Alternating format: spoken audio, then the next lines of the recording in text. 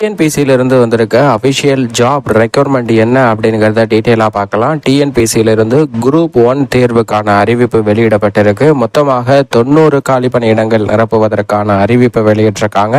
Assistant commissioner commercial tax 14 இடங்களும், deputy register cooperative society 21 காலி பணியிடங்களும், அசிஸ்டன்ட் டைரக்டர் ரூரல் டெவலப்மெண்ட் 14 காலி பணியிடங்களும், district officer fire and rescue service 1 காலி பணியிடத்திற்கான அறிவிப்பு, மொத்தமாக 90 காலி பணியிடங்களுக்கான அறிவிப்பு வெளியிடப்பட்டிருக்கு. வயது வரம்பை பொறுத்த வரைக்கும் 1/7/2024 அடிப்படையில் 21 வயதிலிருந்து 31 வயதிற்கு உட்பட்டவர்கள் விண்ணப்பிக்கலாம். SC ST பிரிவினர், பிற்படுத்தப்பட்டோர், ஆதரவற்ற விதவைகள் என அனைவருக்கும் 5 ஆண்டுகள் வயது வரம்பில் தளர்வு அளிக்கப்பட்டுள்ளது. தேவையான கல்வி தகுதியுடன் BL பட்டம் பெற்றவர்களுக்கு கூடுதலாக 1 வருட வயது வரம்பில் சலுகை அளிக்கப்படும் அப்படிங்கிறதையும் தெரிவிச்சிருக்காங்க.